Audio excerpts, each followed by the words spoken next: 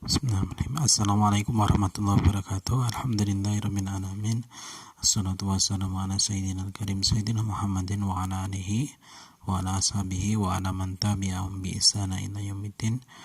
Amma ba'du. Alhamdulillah, malam hari ini kita akan belajar hadis yang ke-9 dari Arba'in Nawawiyah, yaitu hadis tentang mengambil yang mudah dan meninggalkan yang sukar. Al-akhdhu bil yasir wa tarkul ta'sir, yaitu mengambil yang mudah dan meninggalkan yang sukar. An Abi Hurairah Abdurrahman bin Sahar radhiyallahu anhu, dari Abu Hurairah Abdurrahman bin Sahar radhiyallahu anhu. Kita akan tidak membahas untuk rawinya pada kali ini, karena kemarin kita sudah membahas tentang Abu Hurairah yang sudah panjang lebar ya, yang merupakan orang yang terbanyak meriwayatkan hadis Nabi Muhammad SAW. Beliau berkata, Sami'tu Rasulullah, aku mendengar Rasulullah SAW yaqul, bersabda, Ma nahaitukum anhu fastanibu. Apa saja yang telah aku larang kepada kalian, maka jauhilah. Wa ma amartukum bihi fa'atu minhu mastata'tum. Dan apa yang telah aku perintahkan kepada kalian, maka kerjakanlah mastata'tum, semampu kalian atau sesuai dengan kesanggupan kalian. Fa inna ma ahlakal ladzi min qablikum, karena sungguhnya yang membuat binasa min qablikum, kaum-kaum sebelum kamu, adalah kasaratu masailihim, yaitu mereka banyak bertanya, wahtalafuhum anil anbiya'ihim, dan mereka suka menyelisihi nabi-nabinya. Rawahul Bukhari wa Muslim. Hadis ini diriwayatkan oleh Imam Bukhari dalam kitab Al-I'tisam bil Kitab was Sunnah, atau berpegang teguh dengan kitab dan sunnah. Hadis nomor 6777. Wa akhrajahu Muslim, dan Imam Muslim mengerjakan fil fadail, dalam bab fadail, bab menghormati Rasul dan menghindari banyak bertanya kepada baginda Nabi tentang suatu yang tidak penting, Ahamiyatuhu, dan kedudukan hadis ini, para ulama di sini di Syarah Al-Wafi disampaikan, para ulama telah menyebutkan bahwa hadis ini memiliki kedudukan yang sangat penting dan memiliki faidah yang agung, fawaidul jali, kedudukan yang penting dan faidah yang agung, sehingga sangat penting untuk dihafal dan dikaji. Imam Nawawi berkata dalam Syarah Muslim, hadis ini merupakan kaidah Islam yang sangat penting, termasuk di antara sabda Nabi yang ringkas, atau Jawami'ul Kalim, yang ringkas tapi banyak maknanya. Di dalamnya terangkum hukum-hukum yang banyak sekali, atau yang tidak terhitung. Kemudian Imam Ibnu Hajar Al-Haytami dalam Syarah Arba'in mengatakan, hadis ini adalah hadis yang agung, berisi tentang kaidah-kaidah agama dan rukun-rukun Islam, sehingga sepatutnya dihafal dan dijadikan pegangan. Disampaikan juga, dikatakan oleh pensyarah hadis lain yang menunjukkan pentingnya hadis ini, bahwa hadis ini sangat penting karena ia memberikan arahan kepada kaum muslimin untuk tetap berkomitmen, beriltizam melaksanakan syariat Allah Azza wa Jalla yang berkisar antara perintah dan larangan. yaitu peringatan agar tetap berpijak pada batasan-batasan yang telah dijelaskan dalam kitabullah dan apa yang dirinci dalam sunnah-sunnah Nabi, tanpa kemudian seorang melalaikannya atau berlebih-lebihan. Tidak terlalu ketat dan juga tidak terlalu longgar.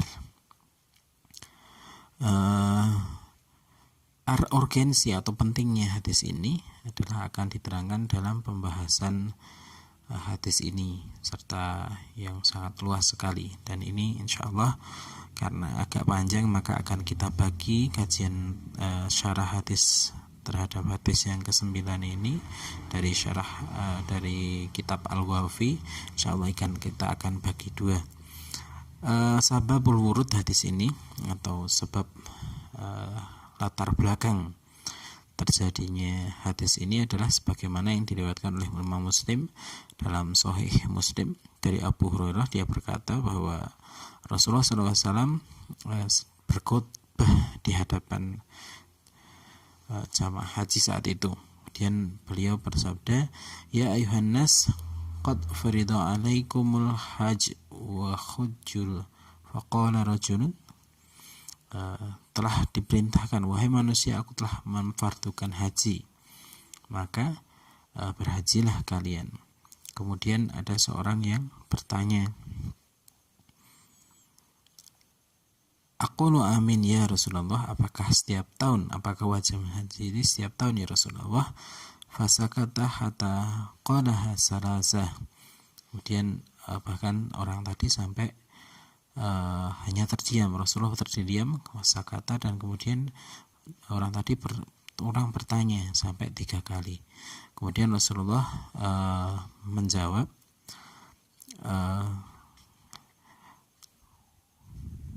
Rasulullah SAW kemudian menjawab, lau qultu na'am lawajabat wa lamastata'tum.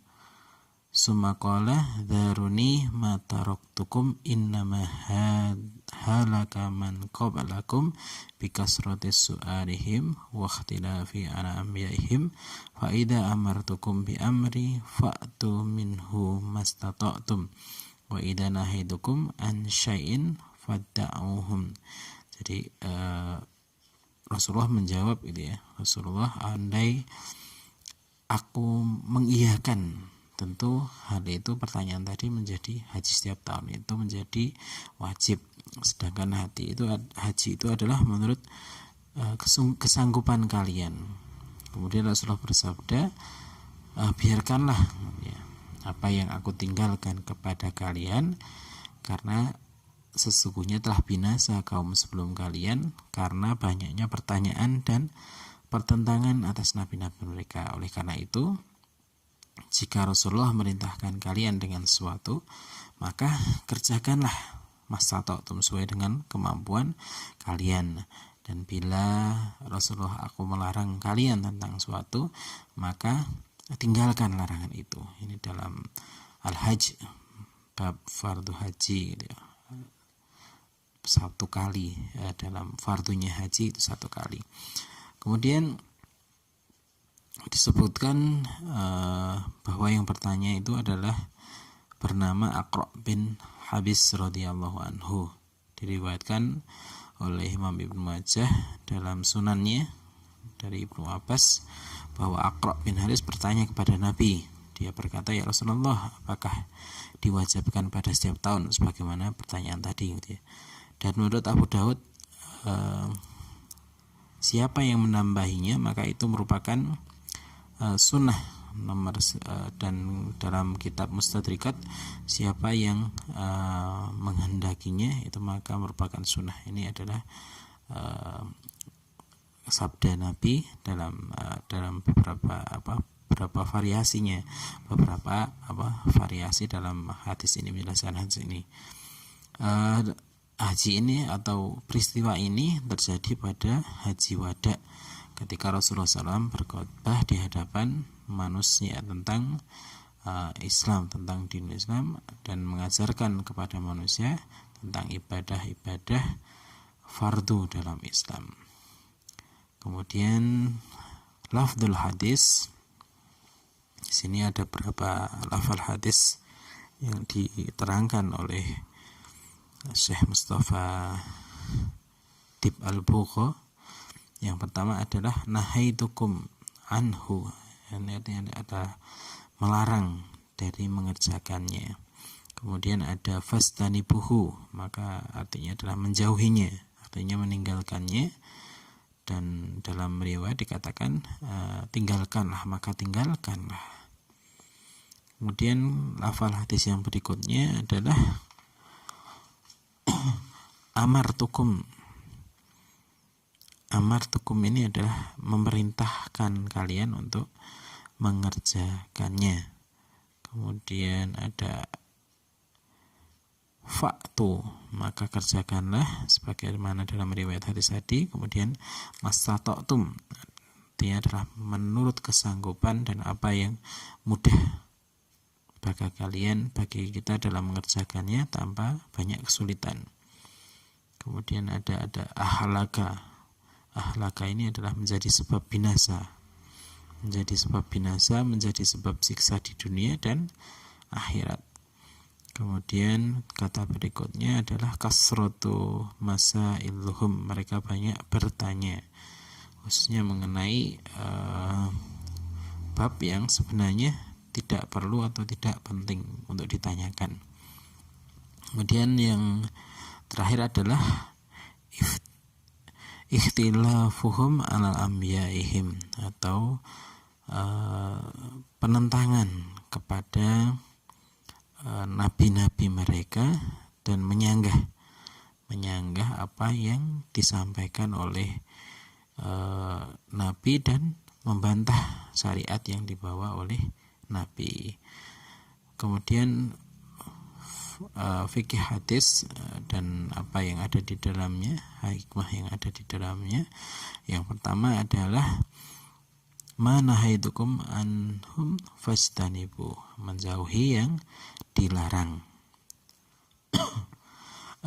Terdapat dalam kitabullah dan hadis Nabi Muhammad SAW yang mempunyai beberapa arti. Yang dimaksud di sini dalam menjauhi larangan ini adalah meliputi salah satu dari dua makna. Kedua makna ini adalah merupakan dasar dalam penggunaan kalimat larangan di kalangan para ulama. Yang pertama adalah menunjukkan makna haram, atau tahrim atau pengharaman. Ada beberapa cara Allah Azza wa Jalla melarang melalui lisan Nabi Muhammad SAW. Terdapat beberapa dalil yang mengharamkan suatu kepada mukallaf. Jika sampai mereka mengerjakannya, maka akan diberi hukuman sebagaimana yang ditetapkan oleh syariat di dunia dan di akhirat. Misalnya di sini di kitab Al-Wahfi dicontohkan, misalnya larangan berbuat zina, larangan minum khamr, makan harta riba, kemudian larangan mencuri, membunuh jiwa ya tanpa kebenaran dan tanpa hak, membuka aurat dan wanita yang menampakkan sebagian hiasan di depan orang asing yang bukan mahram, kemudian dusta dan menipu serta menyuap, ghibah, namimah, kemudian di sini menyebarkan kerusakan dan lain sebagainya. Dan ini adalah ditetapkan oleh syariat menjadi hal yang dilarang oleh Allah Azza wa Jalla, dan Allah Azza wa Jalla merintahkan untuk kemudian kita meninggalkan dengan tegas dan memaksa. Dan ini wajib dijauhi seluruhnya secara global maupun terperinci. Misalnya tidak boleh bagi seorang mukallaf mengerjakan apa yang telah dilarang kecuali dalam kondisi darurat dengan syarat dan ketentuan yang dijelaskan dalam syariat. Kemudian yang kedua adalah larangan yang tidak tahrim tapi makruh al-karohah, atau makruh atau dibenci, tidak disukai. Larangannya adalah menunjukkan al-karohah atau makruh. disebut juga di sini adalah tanzih. Tanzih ini adalah yang tidak disukai, dikarenakan syariat Islam melarang mengerjakannya, akan tapi terdapat dalil bahwa larangan ini makruh bukan haram gitu ya. Artinya tidak diharamkan kepada para mukallaf untuk mengerjakannya. Jika ia mengerjakan maka tidak dihukum atau tidak diberi hukuman. Contohnya di sini disampaikan di kitab Al-Wafi, misalnya larangan untuk makan bawang merah dan bawang putih mentah ketika hendak melakukan sholat Jumat atau sholat berjamaah. Ini juga berlaku bagi makanan lain yang memiliki bau yang kurang sedap, ini tidak disukai. Tapi ini adalah, kemudian larangannya ini adalah tidak memaksa dan tidak tegas. Artinya ini hukumnya adalah dibenci saja. Dan ini adalah larangan ini boleh dikerjakan baik seluruh maupun sebagiannya, namun baik terpaksa atau tidak. Tapi bagi seorang muslim dianjurkan untuk kemudian menjauhinya. Ini adalah karohah atau makruh tadi gitu ya. Kemudian yang kedua, ad-daruratu tabihul mahdhurat. Ad-daruratu tabihul al-mahdhurat, atau kedaruratan gitu ya, yang membolehkan hal-hal yang dilarang. Ini kita telah mengetahui ya, bahwa apa saja yang larangan yang diharamkan dan itu wajib dijauhi. Akan tapi ada kalanya seorang mukallaf itu terjatuh dalam situasi darurat sehingga memaksanya untuk mengerjakan apa yang diharamkan. Dia terpaksa mengerjakannya agar selamat baik diri maupun jiwanya dari kebinasaan. Di sini syariat Allah yang maha bijaksana memberikan keringanan kepada hambanya, sehingga membolehkan bagi hambanya ini untuk melakukan apa yang dilarang dalam kondisi hal ini dilarang dalam kondisi normal, tapi dia boleh melakukannya dalam kondisi tertentu, kondisi terpaksa. Nah, ini adalah sebagaimana yang disampaikan oleh Allah Azza wa Jalla dalam surat Al-Baqarah ayat 173.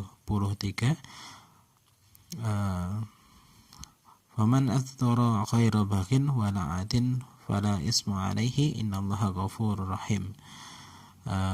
Di sini disampaikan bahwa seorang ya, barang siapa yang dalam keadaan terpaksa itu, dalam keadaan terpaksa memakan, kemudian dia tidak menginginkannya dan tidak pula melampaui batas, dan dia tidak melampaui batas, fala ismu alaihim innallaha ghafurur rahim, dan tidak ada dosa baginya, sesungguhnya Allah Maha Pengampun.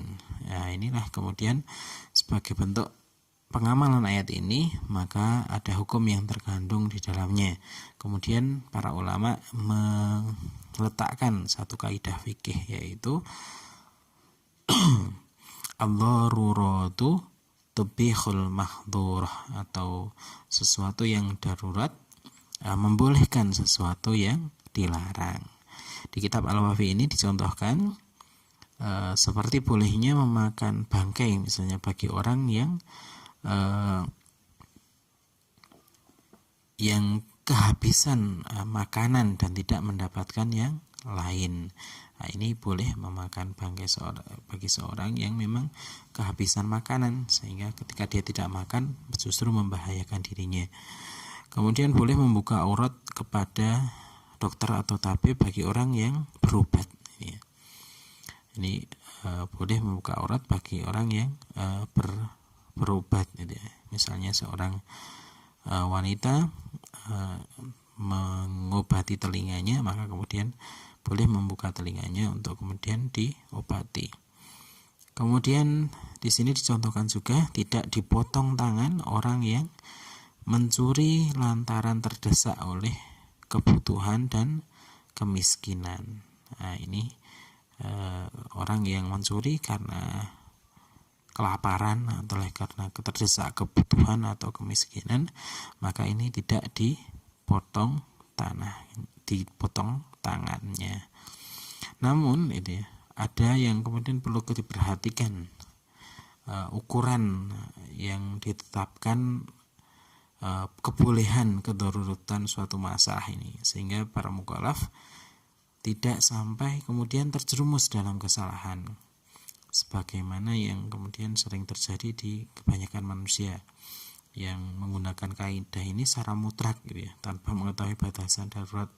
Seorang mencuri tadinya mungkin karena kelaparan, tapi kemudian dia kebablasan mencuri gitu ya, maka ini tidak dibenarkan oleh syariat. Para ulama kemudian memberikan batasan makna darurat ini, yaitu suatu kondisi yang kemudian memang membuat manusia itu berada dalam bahaya yang mengancam jiwanya, sehingga atau mungkin kehilangan anggota badannya, atau mungkin bertambah sakit dan lain sebagainya, sehingga orang itu terhalang gitu ya untuk mendapatkan kemaslahatan hidup dan menjadikannya berada dalam kesulitan dan kesukaran, dan dia tidak mampu menanggungnya. Nah, pada saat yang sama, kadar yang dibolehkan untuk menolak bahaya itu juga dibatasi ketentuannya, yaitu selama dia berada dalam keadaan kesukaran tadi. Kemudian para ulama meletakkan kaidah itu ya. Kaidahnya adalah ad-daruratu tuqaddaru biqadariha. Darurat itu ditentukan oleh kadar ukurannya. Sebagaimana tadi yang disampaikan oleh di surat Al-Baqarah itu ya. Wala baghin, dan tidak menginginkannya dan tidak pula melampaui batas, tidak menginginkannya dan juga tidak melampaui batas. Baghin wa'adin, yaitu tidak bertujuan untuk menyelisih perintah Allah dan berbuat maksiat. Ini artinya tidak melampaui batas dari kadar yang menghindarkan bahaya tadi. Misalnya orang yang kelaparan, ketika sudah makan mencukupi untuk dia hidup, maka tidak boleh kemudian menambah-nambah gitu ya, menambah-nambah darinya. Ini artinya bahwa dalam hatinya tidak boleh kemudian menginginkannya dan kemudian melampaui batas, sebagaimana disampaikan di surah Al-Baqarah ayat ke-173. Kemudian barang siapa yang kemudian terpaksa memakan bangkai, itu tidak berarti dia boleh makan banyak kenyang ya, sekehendak dirinya gitu ya. Ini hanya untuk yang terpaksa, harus atau orang kemudian yang terpaksa mencuri. Di sini saya katakan orang yang terpaksa harus mencuri untuk memberi makan keluarganya. Itu bukan berarti kemudian dia boleh mengambil melebihi keperluan sehari-hari dan semalam itu. Gak boleh, jadi keperluannya hanya untuk sehari semalam itu bolehnya. Dalam keadaan darurat ya, sekali lagi. Kemudian misalnya seorang wanita yang tadi disampaikan contohnya di atas membuka aurat di depan dokter, ini bukan kemudian berarti boleh membuka bagian tubuh yang tidak dibutuhkan untuk diperiksa, tidak sakit gitu ya, yang tidak perlu dilihatkan untuk diobati. Wanita yang terpaksa berobat ini juga bukan berarti dia boleh pergi ke dokter laki jika ada dokter perempuan yang bisa mengobatinya. Misalnya ada dokter perempuan dan laki-laki, maka dia harus, misalnya perempuan, dia harus memilih dokter yang perempuan dulu ya. Baru kemudian ketika tidak ada dokter perempuan, maka dibolehkan untuk berobat di tabib yang laki-laki. Nah, ini kemudian tidak menginginkannya dan tidak mudah kemudian melampaui batas. Ini adalah catatannya atau kaidahnya itu dalam darurat itu, ad-daruratu tuqaddaru biqadariha. Itu darurat itu ditentukan oleh kadar ukurannya. Kemudian dan tidaklah kedorotan itu mencari kemapanan dunia, misalnya mencapai kesempurnaan atau kesejahteraan gitu ya, untuk mendapatkan sarana kemudahan atau kebiasaan yang ada di masyarakat.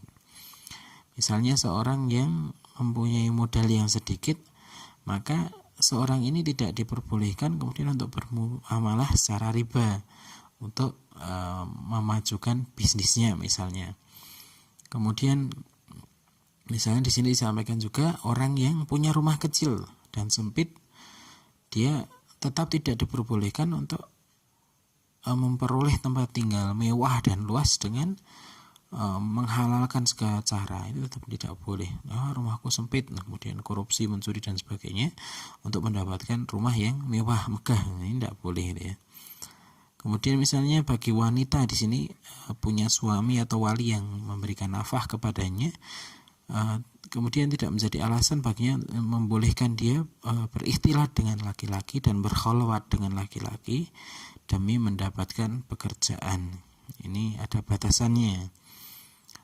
Demikian pula jika di sini dicontohkan jika ia bekerja karena membutuhkan nafkah dan mendapatkan kemudahan untuk bekerja pada lapangan yang tidak ada unsur haramnya, maka baginya tidak diperkenankan bekerja pada suatu yang kemudian dilarang, walaupun mungkin penghasilannya lebih sedikit gitu ya. Ada seorang kemudian mendapatkan gaji yang lebih sedikit, tapi di tempat yang kemudian aman dari fitnah, aman dari perbuatan haram, maka itu harus lebih diutamakan gitu ya. Wanita juga dilarang secara mutlak bekerja dalam kholwat atau bercampur dengan laki-laki. Karena apa? Karena mafsadat atau kerusakan itu yang akan menyebabkan kecelakaan bagi individu dan masyarakat. Juga dalam pengamalan kaidah darul mafasidil muqaddamun ala jalbil masalih, atau menolak kerusakan itu lebih didahulukan daripada mendatangkan kemaslahat. Darul mafasid muqaddamun ala jalbil masalih, menolak kerusakan itu didahulukan gitu ya. Sebagaimana mungkin saat ini gitu ya, untuk sekolah misalnya, sekolah atau majelis ilmu kemudian dalam satu COVID seperti ini, maka menolak kerusakan itu lebih didahulukan daripada kemudian mendapatkan kemaslahatan. Ini adalah kaidah fikih yang diambil atau disimpulkan oleh para ulama. Kemudian yang seorang yang mampu bermuamalah, maka dia tetap tidak diperbolehkan untuk melakukan riswah atau suap untuk memudahkan jalan usahanya. Kemudian seorang yang misalnya memiliki relasi yang luas, itu tidak menjadi alasan baginya untuk kemudian nongkrong bersama mereka dalam perkumpulan yang di dalamnya ada misalnya khamar, sedangkan dia walaupun dia diam saja gitu, terhadap perbuatan mungkar tersebut gitu ya. Kemudian dia juga misalnya seorang istri yang memiliki, di sini contohkan seorang istri yang memiliki suami yang tidak terlalu mempedulikan urusan agamanya, itu bukan kemudian seorang istri itu dibolehkan untuk melepaskan baju kesopanan gitu ya, tidak pakai jilbab gitu ya. Nah, ini tidak diperbolehkan walaupun mungkin suaminya tidak memikirkan atau tidak ngaruh-aruhi ya, tidak memberikan bimbingan agama kepada istrinya. Tetap kewajiban berjilbab itu tetap ada. Kemudian ini yang ketiga, tentang komitmen ya, tentang komitmen atau al-iltizam,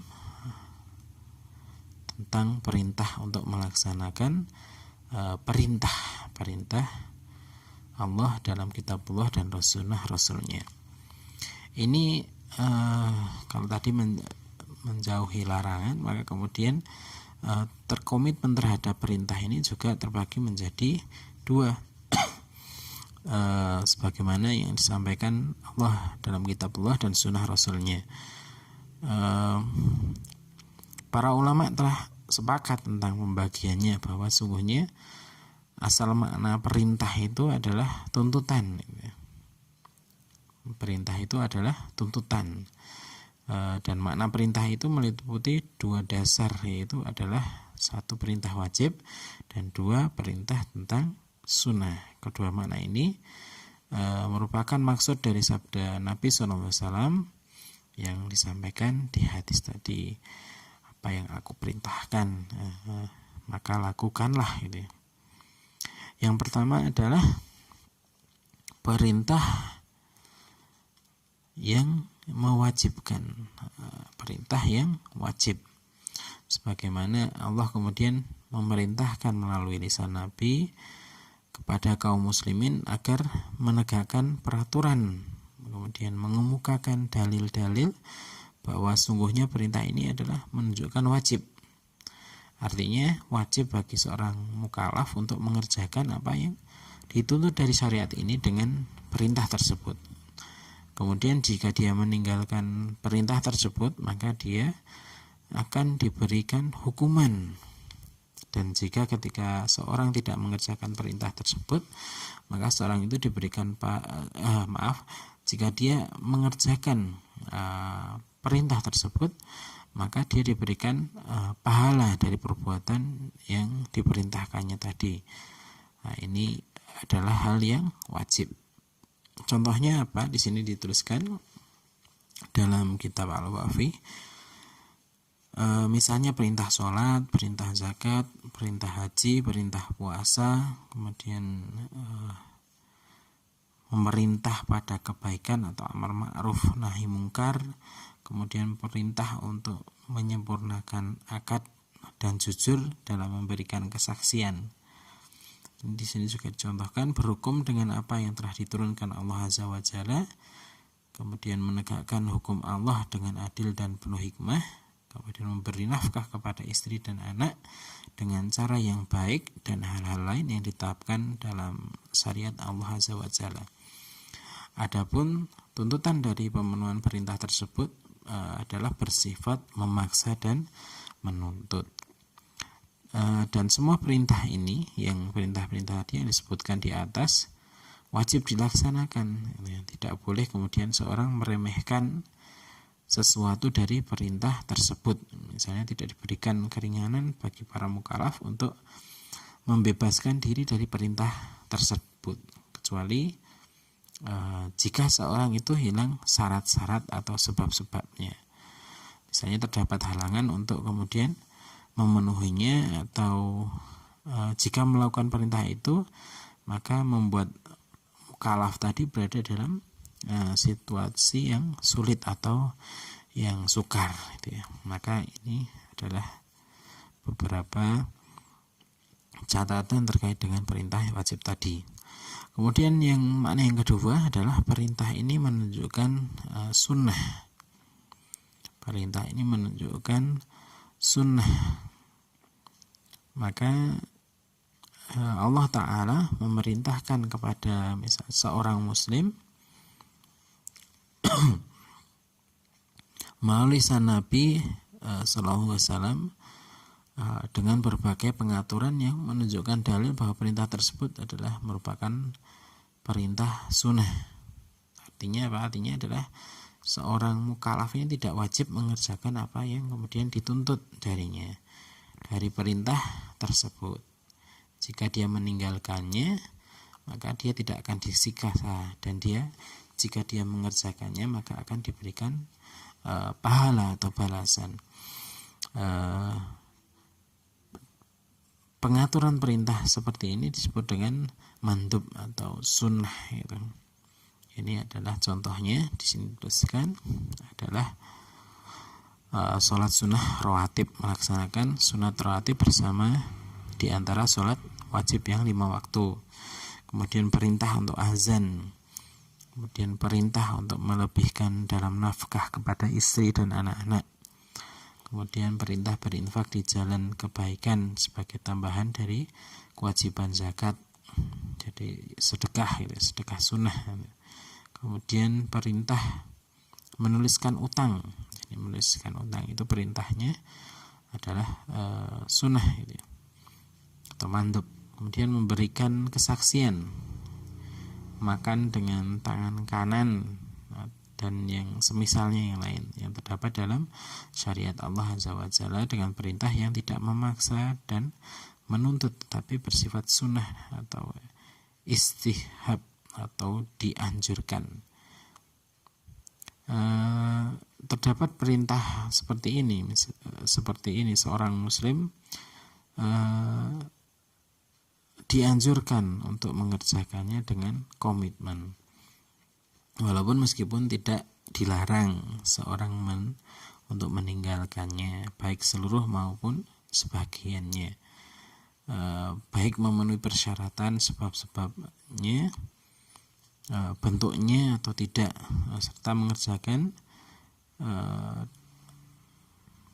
serta mengerjakannya adalah menyebabkan dia berada dalam kesukaran atau kesulitan maupun dalam kondisi mudah atau lapang. Seorang mukallaf sama sekali tidak akan dihukum karena perintah-perintah yang bersifat sunnah ini mandub jika meninggalkannya, baik meninggalkan sebagiannya atau meninggalkan seluruhnya. Dan ini adalah merupakan perbuatan yang rendah atau tidak layak. Ini ya perintah sunnah ya. Jadi tidak berdosa seorang yang kemudian melanggar perintah atau tidak melaksanakan perintah-perintah yang mandub atau sunnah ini.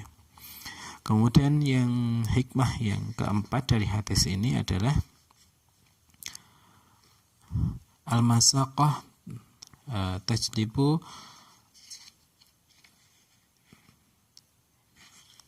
atau ini al-masaqah tajlibu at-taisir, sesuatu kesukaran itu akan membawa kepada kemudahan ya. Al-masaqah tajlibu at-taisir, suatu kesukaran ini akan mendatangkan kemudahan.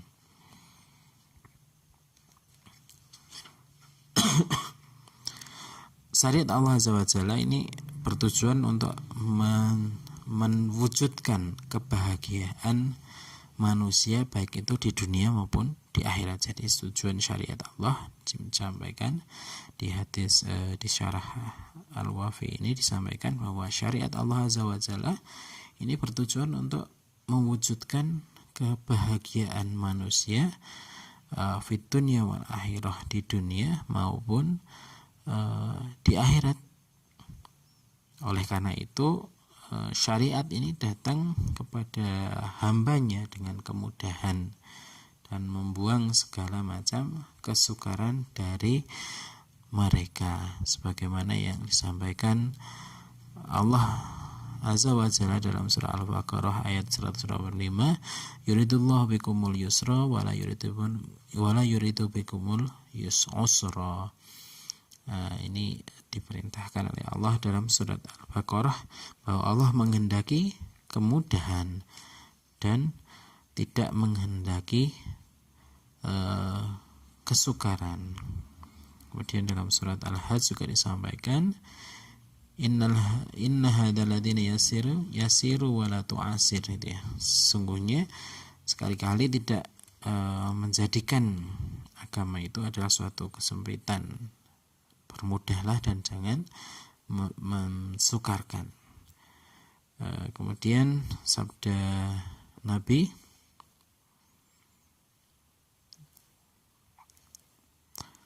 inna hadza dini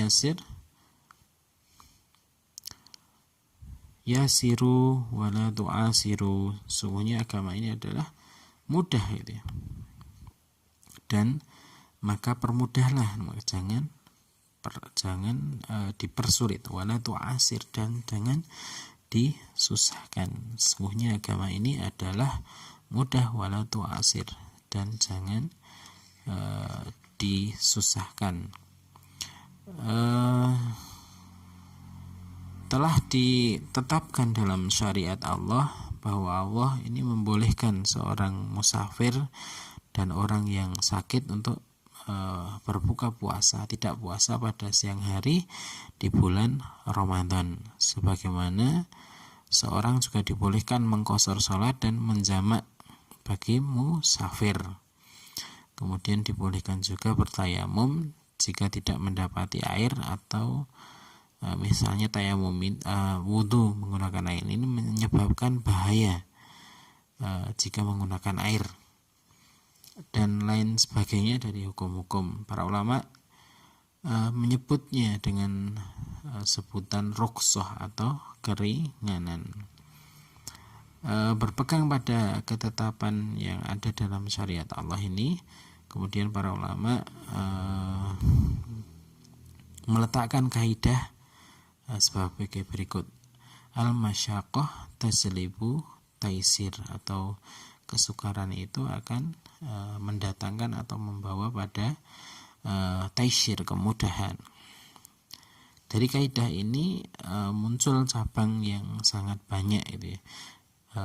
Banyak sekali cabangnya, di mana para ulama ini menetapkan sebagai prinsip dasar dari dasar-dasar bangunan fikih Islam.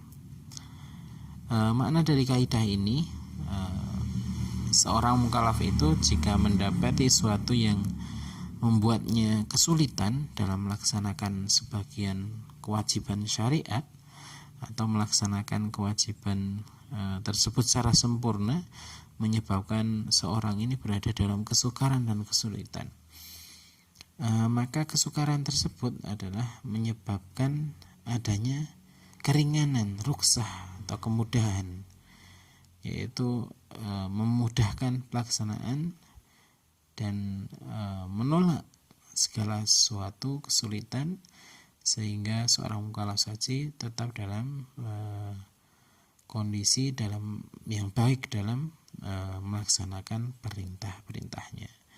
Contoh dari kaidah ini adalah misalnya dimaafkannya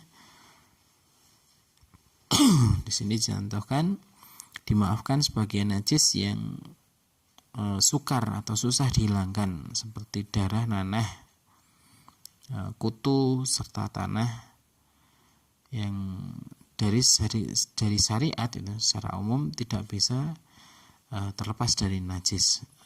Maka menyucikan najis-najis yang susah ini mengakibatkan mukallaf berada dalam kesukaran ketika harus mensucikan najis-najis tadi, gitu ya. Juga merasa sulit dalam melaksanakannya di sela banyaknya ibadah, sehingga pada suatu seperti ini diberikan kemudahan oleh Allah Azza wa Jalla. Di sini juga di contoh yang lain yang dituliskan di sini, yaitu misalnya ketidaktahuan yang menjadi kadang akad transaksi, misalnya seorang yang tidak paham atau tidak tahu, misalnya seorang masuk WC, di sini disebutkan seorang yang masuk WC, seorang ini tidak mengetahui berapa lama dia berada di sana, begitu pula air yang digunakan, sehingga berapa yang harus dia keluarkan tarifnya ini tidak diketahui. Ini adalah suatu yang kemudian sulit jika harus diberikan batasannya dan dijelaskan akadnya ini. Berapa air saya menggunakan, air berapa gayung, atau saya berapa menit di dalam WC. Maka padahal kebutuhan ke WC ini adalah penting, sangat penting dan tidak bisa dihindari. Maka hal tersebut juga terjadi di sini, contohkan juga terjadi dalam perkara misalnya potong rambut, berapa helai rambut yang kemudian dipotong ini, maka ini tidak ada kejelasan akadnya ini. Tapi hal ini kemudian menjadi rukhsah atau kemudahan. Kemudian dari kaidah ini sangat mungkinlah gitu ya ditetapkan dalam berbagai persoalan yang sering terjadi pada masa kini, misalnya naik mobil atau sarana transportasi baik besar maupun kecil. Kemudian misalnya di sini juga disampaikan asas muamalah dalam syariat adalah mengharuskan terjadinya kesepakatan yang menjelaskan harga untuk manfaat yang didapatkan sebelum menaikinya. Tapi susah juga gitu ya untuk menentukan kemudian batasan-batasan sarana transportasi tadi gitu ya. Batasan kesukaran yang membawa pada kemudahan adalah kadang samar, kadang tidak jelas pada sebagian mukallaf, sehingga seorang itu ketika mereka mendapati suatu perkara gitu ya, orang ini menyangka bahwa itu adalah masalah yang sulit yang dapat menyebabkan keringanan, sehingga mereka menghapus kewajiban dan bersegera meninggalkannya dan menjadi orang yang kemudian meremehkan urusan agama serta mencari cara untuk melepaskan diri dari syariat Allah Azza wa Jalla. Oleh karena itu, para fuqaha telah menjelaskan kepada kita berbagai bentuk kesukaran tersebut dan meletakkan kaidah tentangnya yang menjadi sebab adanya taisir atau kemudahan. Terdapat kesukaran yang kemudian menjadi konsekuensi dari sebuah kewajiban syariat gitu ya, dan tidak bisa dihindari dalam segala kondisi. Ini yang pertama gitu ya. Terdapat bentuk kesukaran misalnya yang menjadi konsekuensi kewajiban syariat dari dan tidak bisa dihindari dalam segala kondisi, karena hal itu merupakan kewajiban fitrah. Maka bentuk kesukaran yang seperti ini tidak mempunyai pengaruh dalam menggugurkan kewajiban. Misalnya seorang tidak boleh berbuka puasa karena merasa sangat lapar. Wah, lapar sekali, kemudian dia berbuka puasa, ini tidak boleh. Kemudian tidak boleh seorang yang sanggup naik haji dari segi finansial, dari biaya, dari kekuatan fisiknya, kemudian dia tidak melaksanakan ibadah haji karena misalnya adanya alasan susahnya perjalanan atau mungkin takut berpisah jauh dengan keluarganya dan negaranya. Ini tidak ada alasan yang tidak boleh gitu ya. Tidak boleh dengan alasan itu. Tidak ada alasan juga gitu ya bagi seorang untuk meninggalkan perintah pada kebaikan dan pada mencegah kemungkaran, meski hal itu bisa menyebabkan dia terkena gangguan atau penolakan gitu ya. Jadi perintah amar ma'ruf nahi mungkar itu tidak boleh kemudian terhenti gitu ya, karena dia mendapatkan penolakan atau gangguan dan lain sebagainya dari perkara-perkara. Kenapa ini? Sebabnya adalah semua bentuk kesalahan itu adalah merupakan perkara biasa atau sudah menjadi watak tabiat kehidupan gitu ya. Bahkan hal itu juga tidak menggugurkan ya, tidak menggugurkan kewajiban. Mesti ada risikonya seorang di mukallaf tadi itu, demi menegakkan syariat dan pertimbangan kemaslahatan hamba di dunia dan akhirat. Kemudian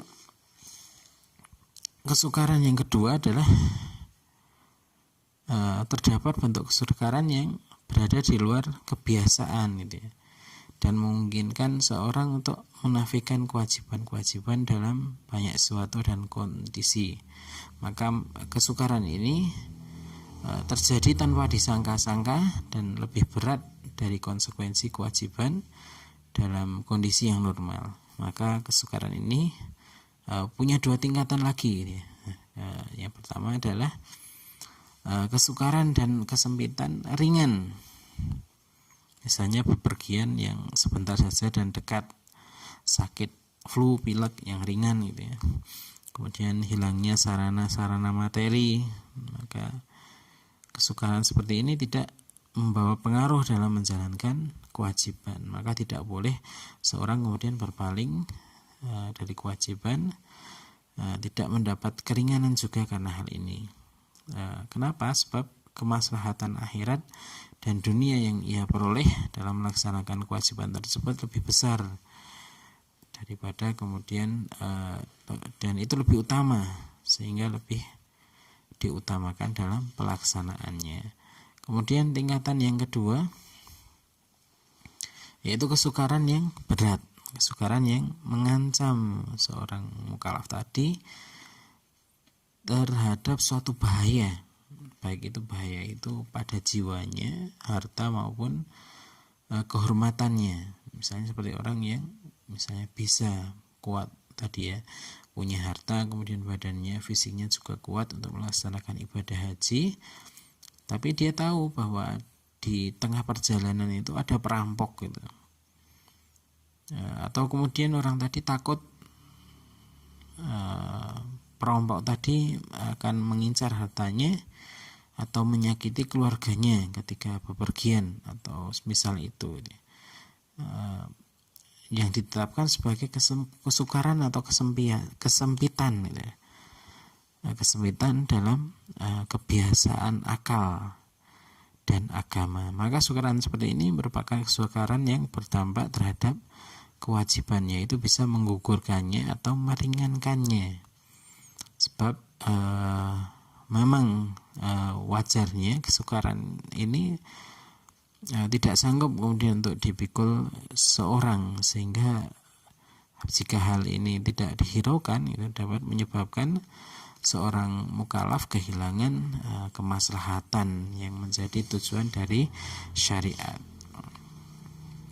Kemudian yang kelima ya, yang nomor 5 yaitu kemudahan ini tidak gugur karena kesulitan.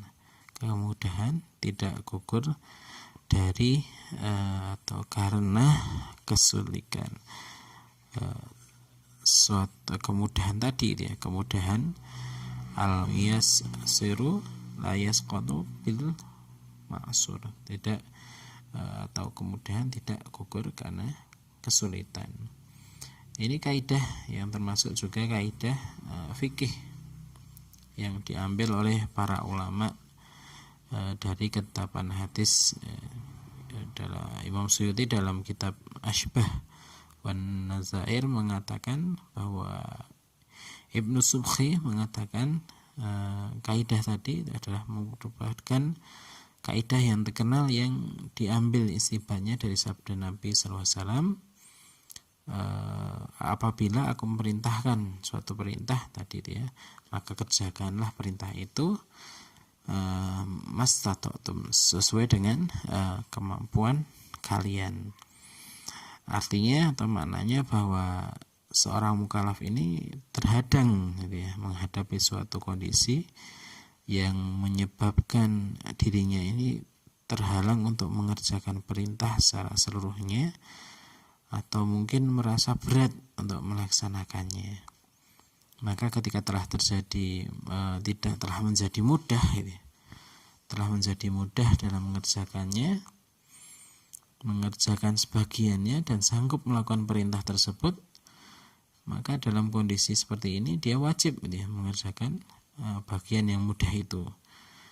Halangan tadi atau adanya halangan tadi atau kesulitan dalam melaksanakan sebagian dari syariat tersebut itu tidak menjadikan gugurnya kewajiban tersebut secara menyeluruh. Contohnya di sini adalah contoh penerapan kaidah ini. Misalnya jika seorang berhadas kemudian tidak mendapati air yang cukup untuk menghilangkan hadasnya, maka wajib baginya untuk kemudian menggunakan air tersebut pada sebagian anggota badannya, kemudian melanjutkan dengan melakukan tayamum pada sisa yang lainnya. Juga tidak dibenarkan seorang misalnya tayamum sebelum dia menggunakan air yang ada. Contoh yang lain yang ditulis di sini adalah orang yang memperoleh suatu yang untuk menutup auratnya, maka wajib bagi orang tadi untuk kemudian menutupi apa yang mungkin ditutup. Maka barang siapa yang sembuh dari sakit, misalnya lagi adalah barang siapa yang sembuh dari sakitnya di pertengahan siang pada bulan puasa bulan Ramadan, maka kemudian dia wajib puasa pada sisa harinya. Begitu juga misalnya ada wanita yang haid, haidnya ini kok berhenti di siang harinya, maka sisa harinya tetap berpuasa dan keduanya tetap wajib mengqadha.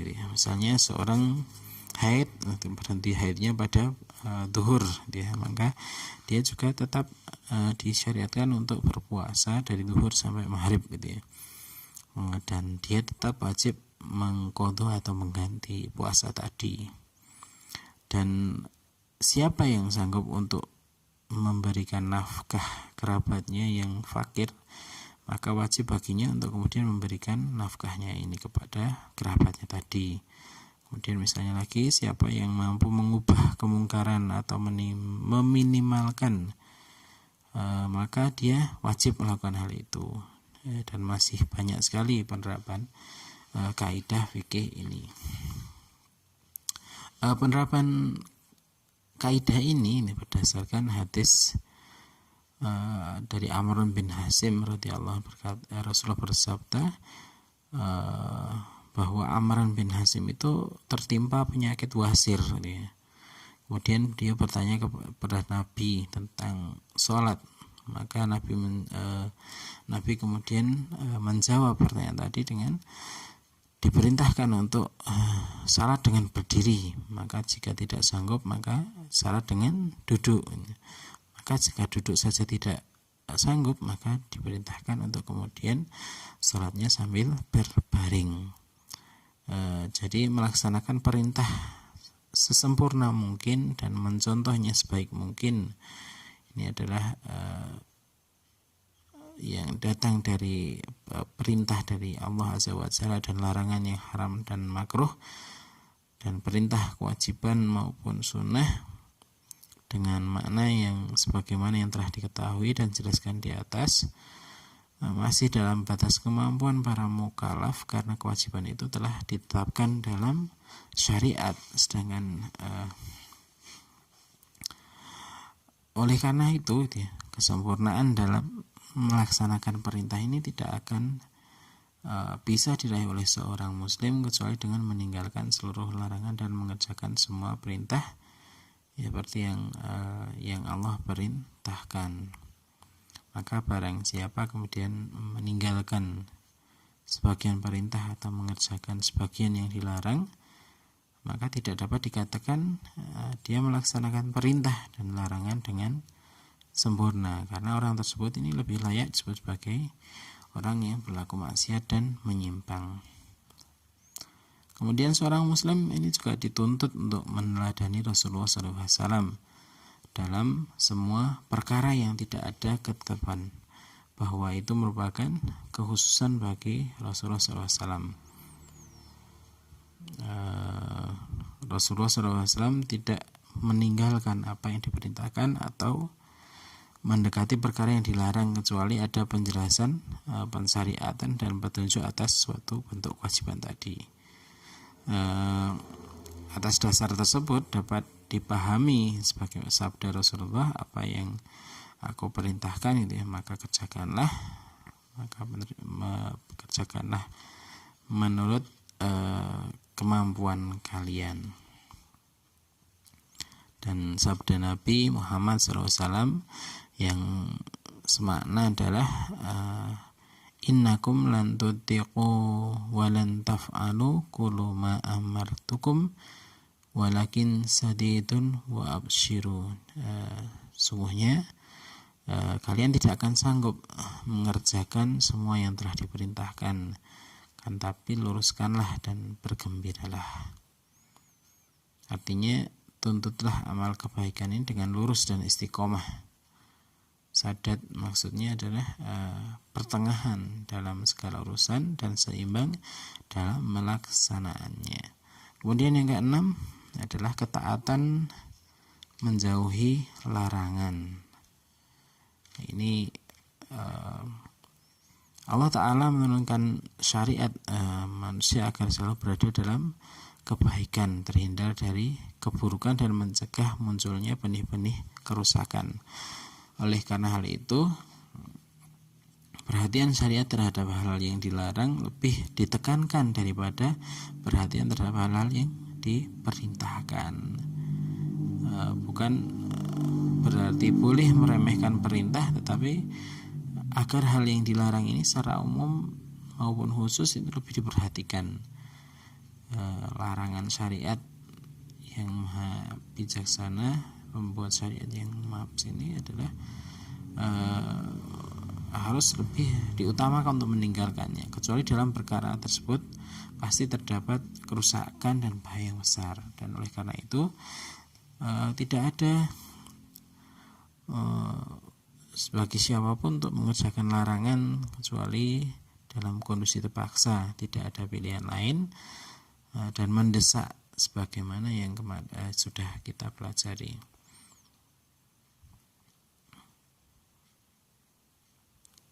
Di sini tampak kemudian kesalahan beberapa kaum muslimin yang pada zaman sekarang ini misalnya dengan merajalelanya berbagai pertentangan dalam kehidupan mereka. Di satu sisi orang ini sangat antusias mengerjakan perintah, bahkan ada yang sangat misalnya keras komitmennya dalam perkara yang disunahkan atau yang dianjurkan, tapi di sisi lain justru mereka sangat longgar dalam melanggar larangan dan banyak mengerjakan perkara yang diharamkan.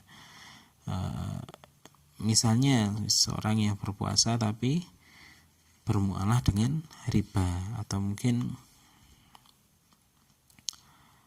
kebutuhan yang mendesak telah menyebabkan seorang wanita bekerja dengan mengumbar aurat sebagai alasan mengikuti perkembangan zaman. Ini harus tidak boleh.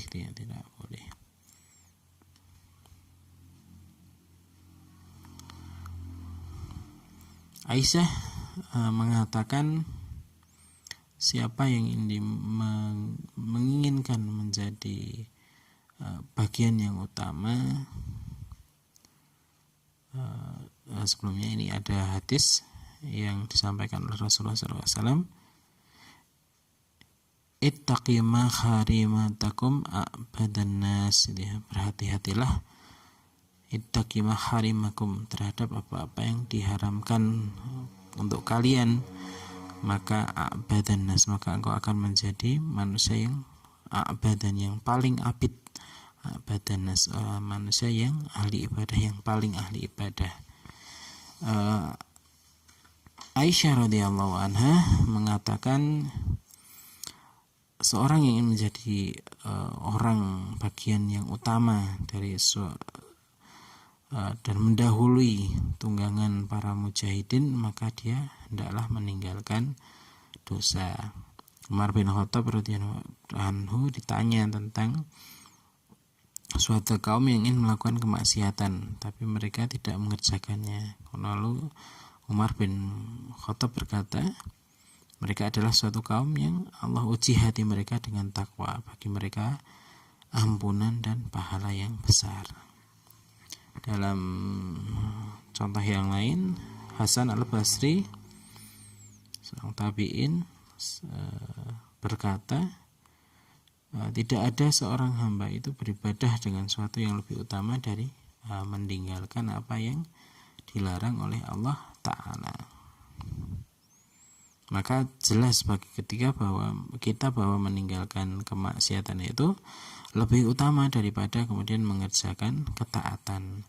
Namun bukan berarti seorang muslim ini boleh meremehkan kewajiban-kewajiban yang diperintahkan, sebagaimana sering terjadi pada sebagian orang yang hatinya sakit dan lemah jiwanya. Kemudian